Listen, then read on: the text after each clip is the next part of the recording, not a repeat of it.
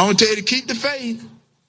Oh, you ever watch a stupid movie late at night, hoping it's gonna get better, don't get better, but you keep watching it anyway? Because the other night, I was watching this movie. I was watching this movie called Freak Night, or some type of night, but it was about vampires. I don't know if you know vampires are some cool people, are they not? But I'm gonna tell you something that I found out.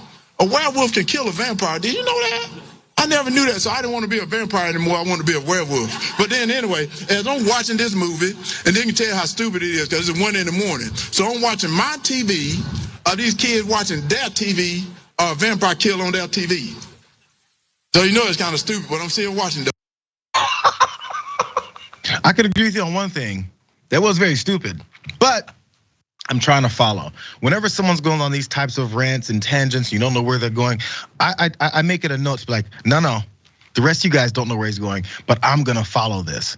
First of all, vampires, werewolves. Did you know werewolves can kill vampires? Now I wanna be a vampire. But vampires are very cool people. You ever watch late nights and stupid things are on your TV? That's the one thing I agree with you so far on. Maybe if we watch this at 1 a.m., it'll match up as well. He has more to say. This is a full story. I don't wanna leave you guys hanging off of that. See if you can connect from where he's talking there to continuing on. Let's watch more. What was funny, these kids had a vampire in their attic at their house. So they were watching their TV.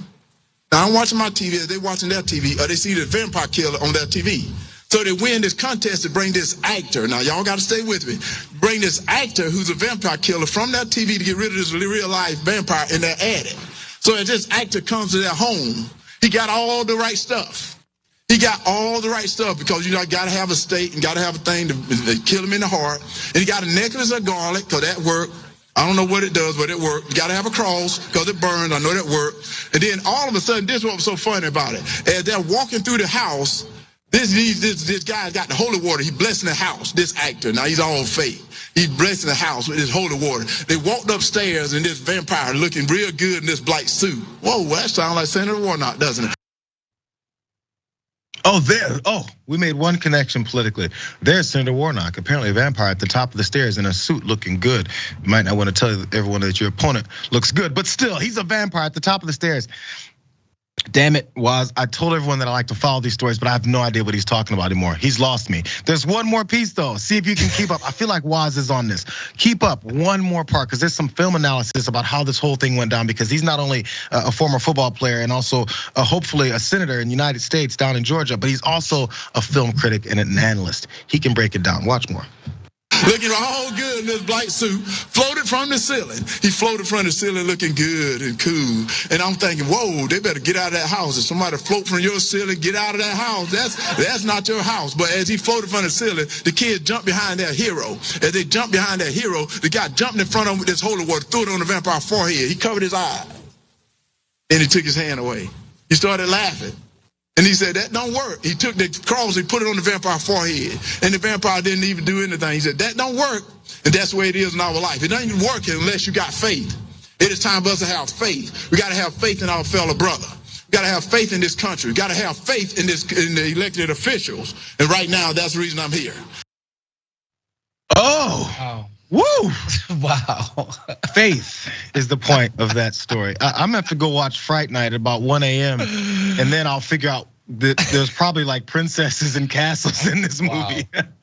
I mean, just wow. I'm not gonna lie, I was quite bummed when I saw that Warnock would have to head to yet another runoff with Herschel Walker, seeing how bad of a candidate he is. But when you take a step back and you realize that Kemp dominated that state, Herschel Walker just drastically underperformed his fundamentals in Georgia. Any run-of-the-mill Republican would have whooped Warnock's butt.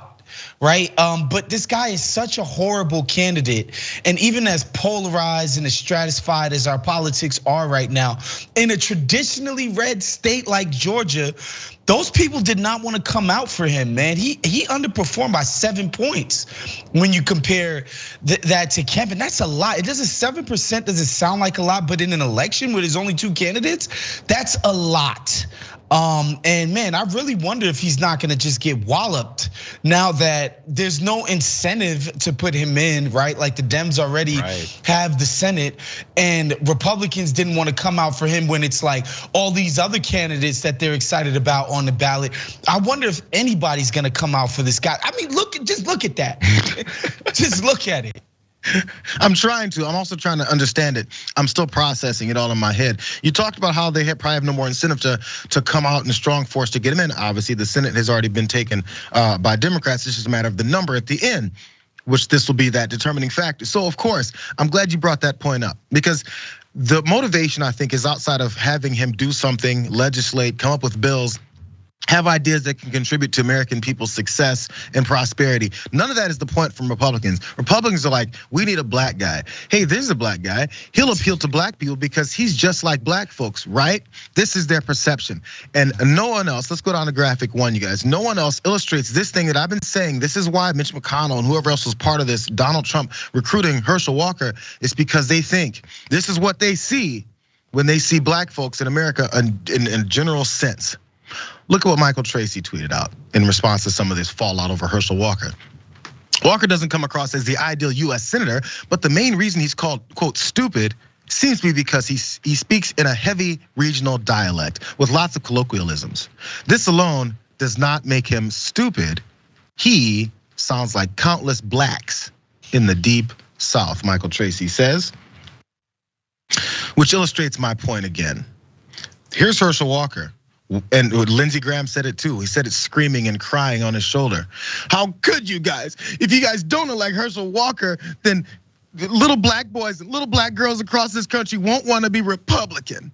What about Herschel Walker inspires anybody to want to be a Republican, specifically black folks? And their thought is, don't you sound and look just like Herschel Walker when you have a conversation, when you speak in front of a group of people? This is who they think we are. Yeah, I mean, this logic would work if Herschel Walker was like John Fetterman in the sense that he felt of the soil. Herschel Walker has not been like everyday Georgians since he was like 16, man. Like, he was a big time football recruit. He was like a mega star college football player. Then he went to the NFL. His life does not mirror everyday black people in the state of Georgia, and so he can't relate to them. This isn't a Fetterman thing where he walks like them, talks like them, went to the same supermarkets, churches, schools, and sent his kids to those schools, and was part of those local institutions with them. That's just not the case. Herschel Walker is a celebrity. He has nothing in common with the rank and file black Americans of Georgia. That's why he's not going to resonate. It has nothing to do with how he talks. These people are not stupid. They have some level of discernment, and they're like, he's not one of us. And it's just obvious. 100%. Because if he was, Jayar, he'd be making those references. About that time he went to that church or that rally or this football game or this whatever. He don't have those references because he ain't been one of them for years. You have to relate to the people that you're looking to get you into office. And apparently I brought up Lindsey Graham. He doesn't get that. It's just, there's a black guy. He should be why you're coming. It's such a disrespectful, ironically, in Michael Tracy's case, racist point. He thinks he's saying, why are you guys all on him? He sounds just like you. I don't know what the problem is. Here's a black man from the deep South. I liked his response to this. He goes by Mr. Christopher on Twitter. I have to add this part because I think he nailed it. Let's watch him in response. So this is an interesting tweet because you're saying that countless blacks in the deep South speak like Herschel Walker. And countless to you probably means 2, 3, 4 people you've probably heard, as opposed to people like me who are from the deep South, who grew up in the deep South and listen to my accent. I don't really have one. But I think I should be talking like that right here because to you, that's the way I should be sounding, right? Because that's what I'm saying, man. But you probably won't call out the countless whites who talk like this right here, who are from the deep South, there's a bunch of us who sound just like this right here. and all sorts of variations like this, and then real proper who talk like this right here, and who sound very eloquent in their southern speech, but then there are real country people talk like they right here who sound like even worse than Herschel Walker.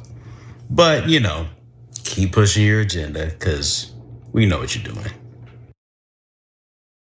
Everyone knows what it is. I'm not from the deep South. I grew up in St. Louis, middle of the country. So the deep South is what you have to specifically point out, is that's how folks just talk. I got family in deep South.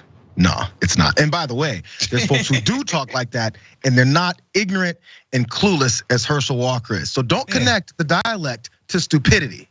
I know plenty of people that talk like that. By the way, if it was city slickers making this judgment, like people like me, coastal elites or whatever, Yankees, if you will, I would understand that. But people in Georgia, they're not dumb.